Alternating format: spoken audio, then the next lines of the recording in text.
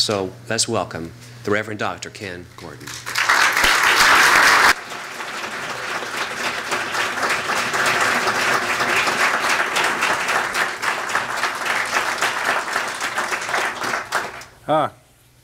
God loves choirs through me. Oh, that was nice.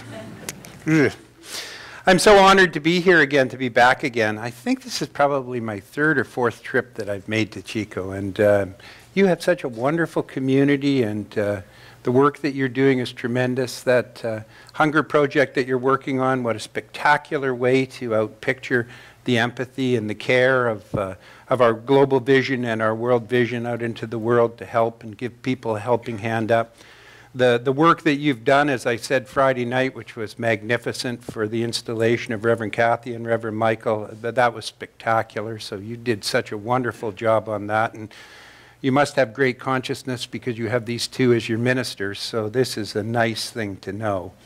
And I love your community, the community of Chico. It's beautiful. It's probably the only place in North America that I would think, oh my gosh, I got to be careful. Is this being filmed? Oh, it is too. Okay.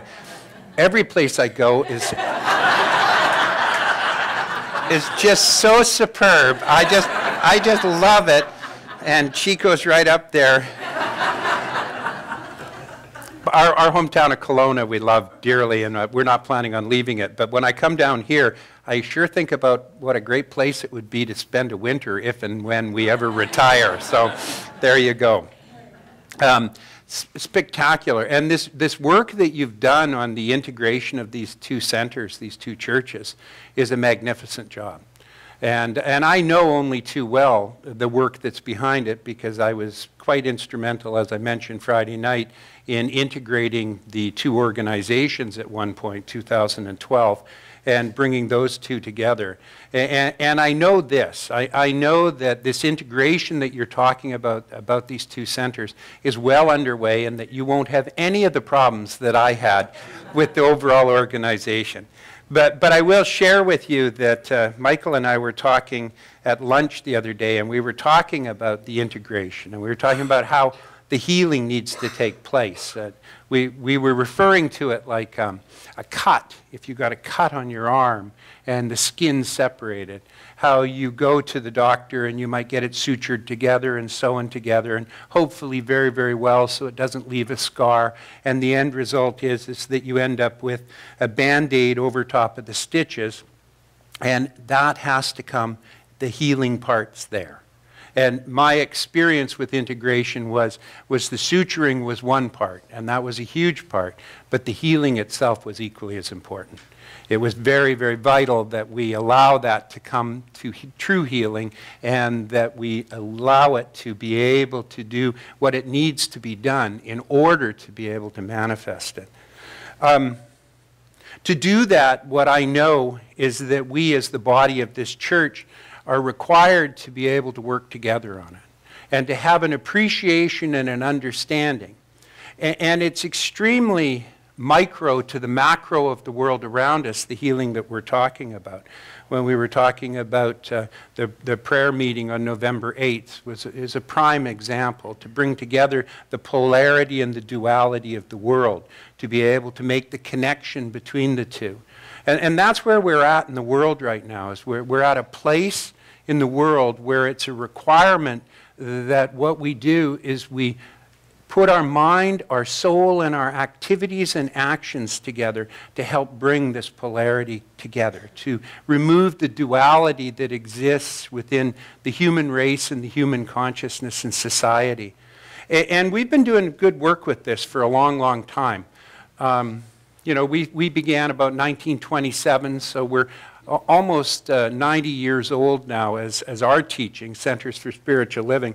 And the teaching of truth itself and metaphysics and new thought has been going on since the time of Plato, 900 years before the birth of Christ or before the Common Era. And so we've been developing, but in the last few years what I've recognized is that we've really began to move forward. It's the most peaceful time on the planet. It certainly is a time of compassion. What I'm recognizing is the old systems are changing slowly, but they're changing, that things are occurring and happening in the world around us, and they are all indicators of a manifestation that must take place. And so what I try to do is I try to look at where we're at and where we come from, because the day-to-day barrage of information that comes in that's happening around the world sometimes can be a little bit scary. You might have noticed that. You pick up the newspaper and you see things, and it's not like those things haven't always happened. It's that now we're being able to witness it firsthand because of the technology, and we're beginning to be able to see some of the stitches that we have in our society, and we're beginning to see where the healing needs to go, where it requires us to be able to have a hands-on and minds-on activity in order to be able to bring it into fruition. And so, because our business is the transformation of consciousness, because our business, our teaching, the New Thought teaching, the teaching of truth in the world, is all about expecting and pushing out the envelope to allow a new idea to come forth. And to be on that cutting edge of that idea, and to think and know that it's a possibility to have a world that works for everyone. It's a possibility to have everyone fed. It's a possibility to have peace on earth. These are all things that are potential. And we grow and evolve our consciousness to have that bigger idea, so that what we might do is embrace that concept, embrace that idea. And I don't know about you, but I kind of wish that it would happen like overnight. And for some reason, it takes a while to be able to do that.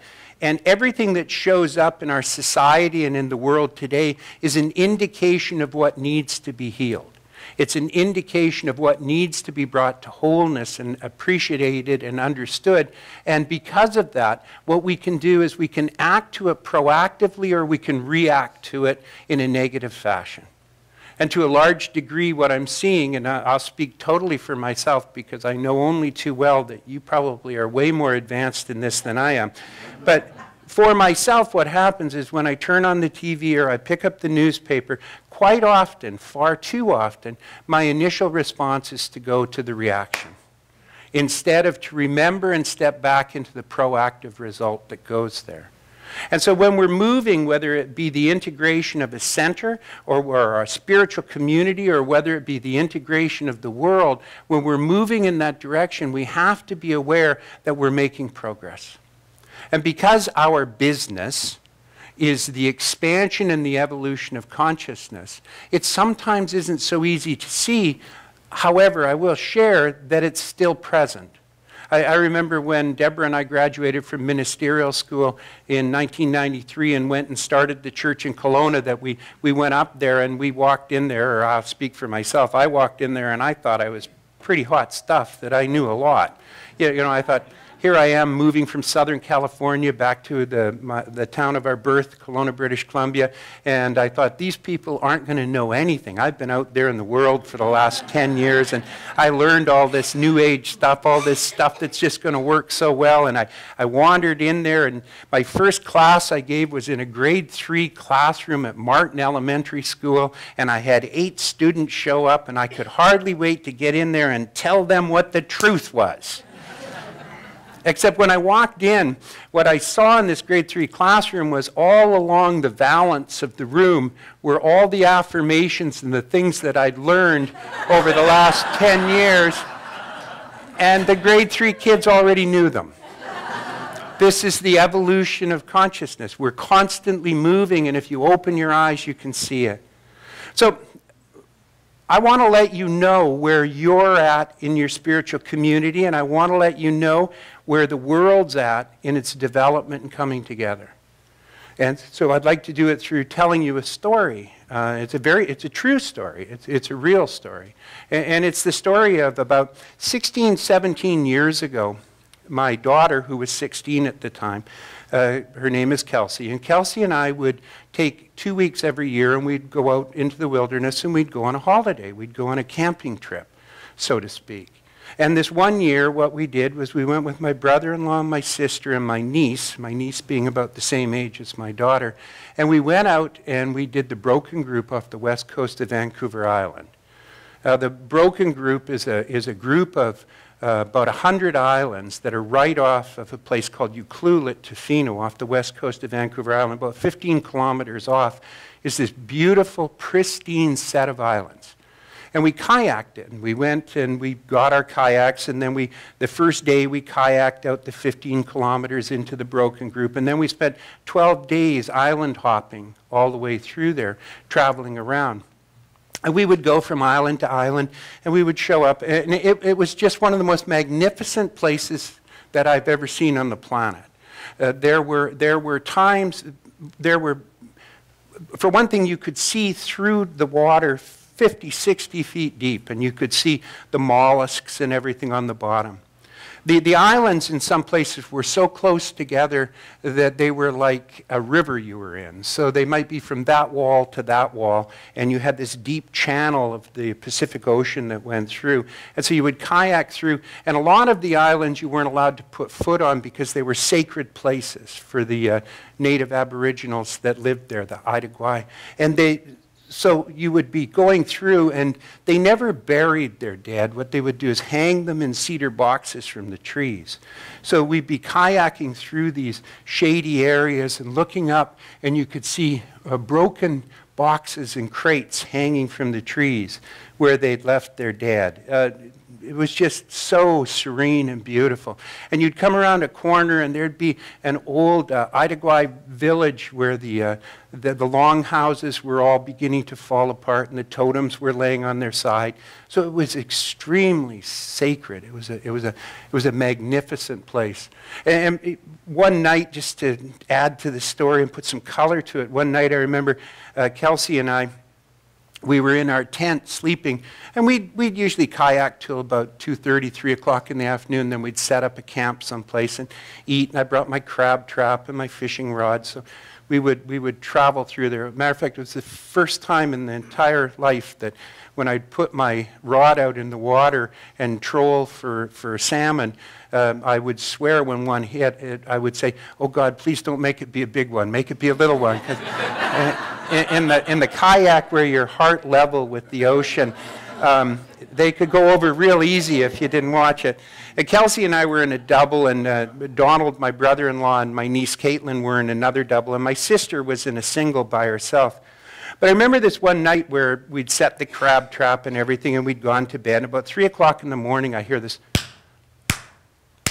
And so I get up and I go outside, and there was like a 3/4 moon, and we were in this beautiful island. There was a channel that ran by the island, and I went out and looked from the rock, and I could see that what the seals were doing is they were working together. And the seals on this end were slapping the water to drive the salmon through the channel, where at the other end, the other seals were waiting to harvest the salmon being driven through. And so I remember getting Kelsey up and going out and sitting on the rock and just watching. It was a marvelous place. You'd see bear. There was just so much wildlife and so much beauty that was there. And we would go from island to island to island to island. And we would travel, usually 4, 5, 6 hours a day. We would kayak, stop for lunch, and then kayak a bit more. But we came to this one place where we had to cross this channel. It was called the Coaster Channel.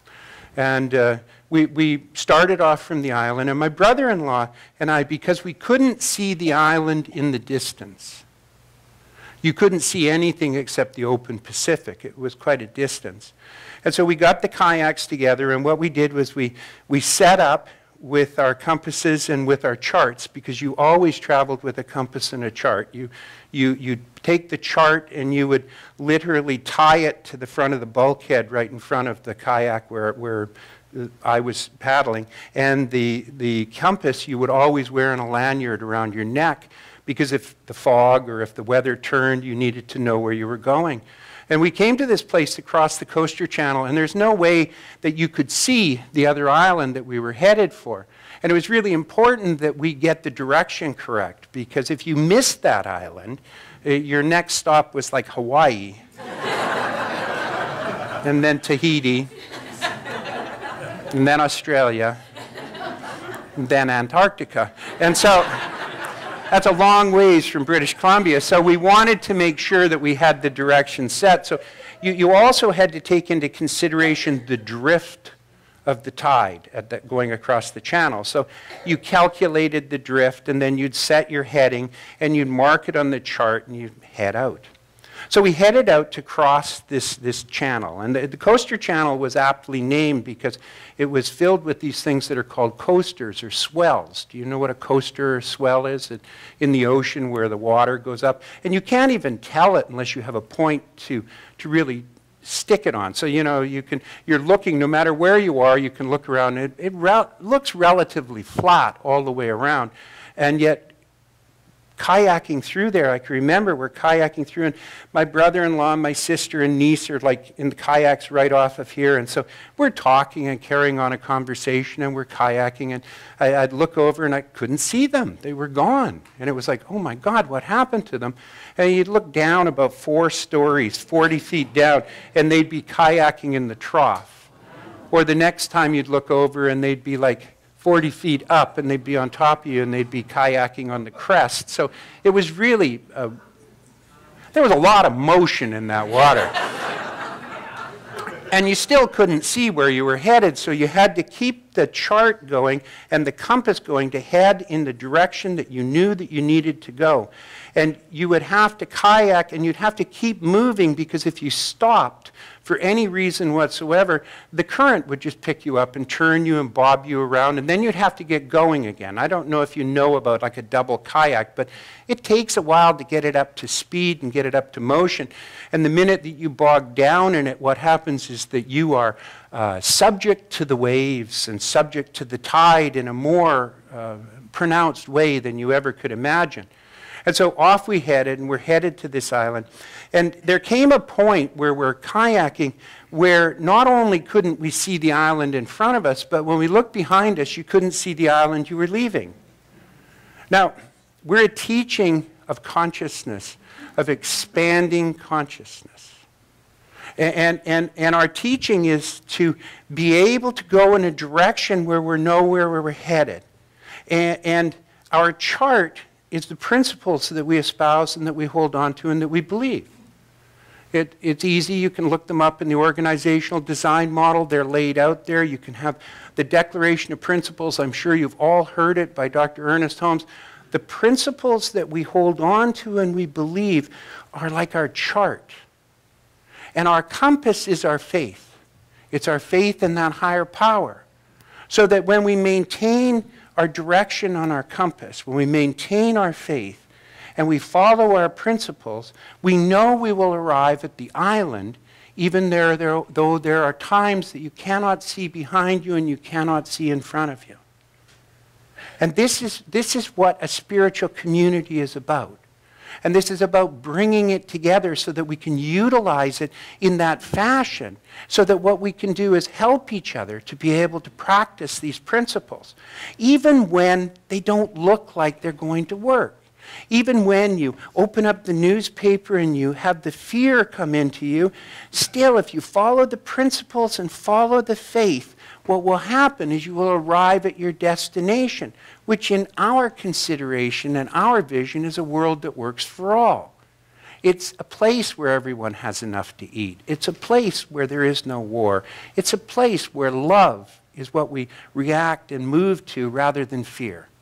And so there it's laid out before us as we're paddling through, going to a new consciousness, because the island is a new consciousness. And that's where we're at right now, is that we are moving from a consciousness that existed once, we're moving to a new one.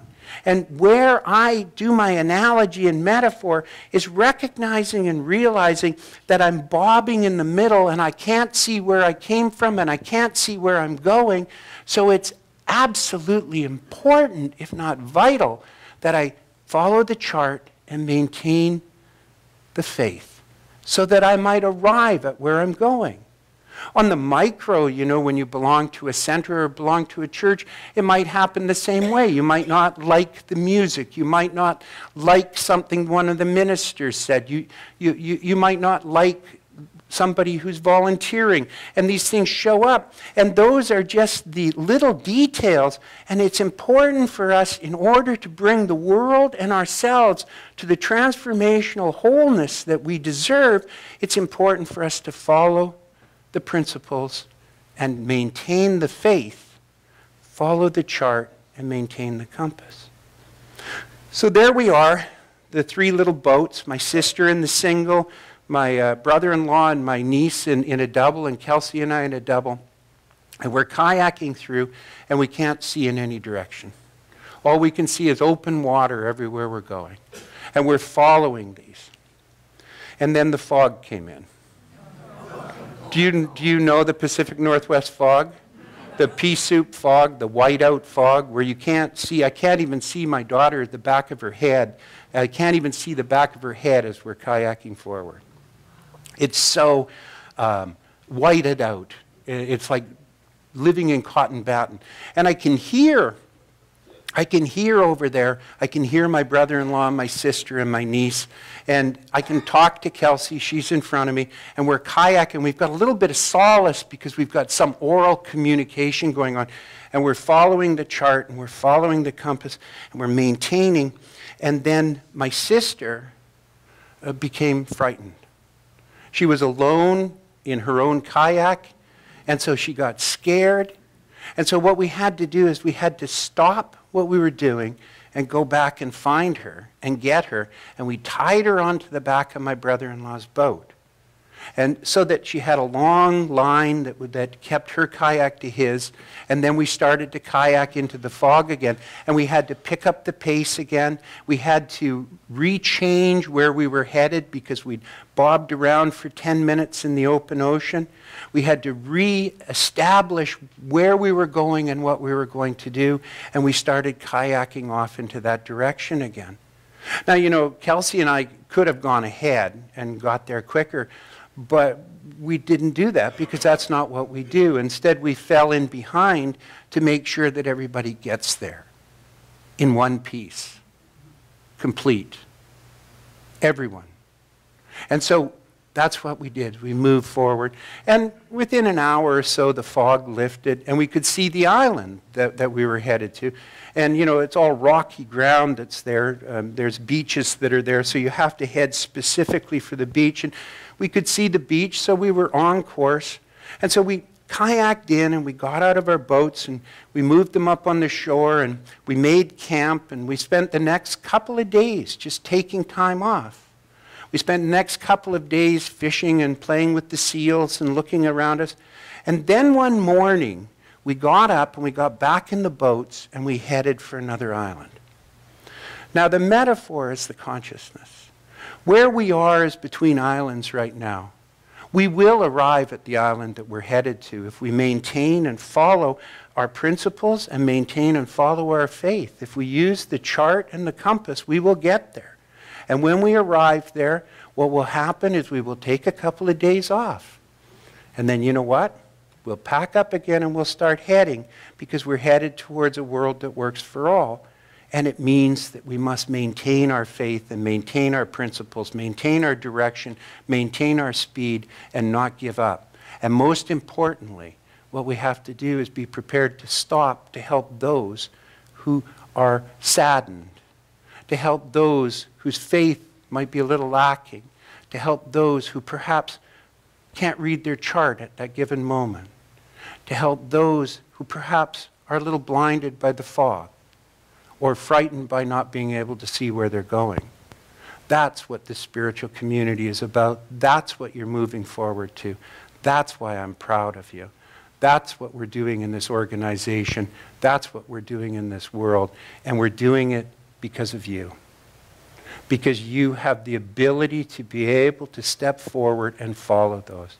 And I merely come here and remind you that the principles, and they don't have to be the principles of religious science, but the resonant principles of truth that each and every one of you feel within the heart of who you are the ones you must always maintain and follow.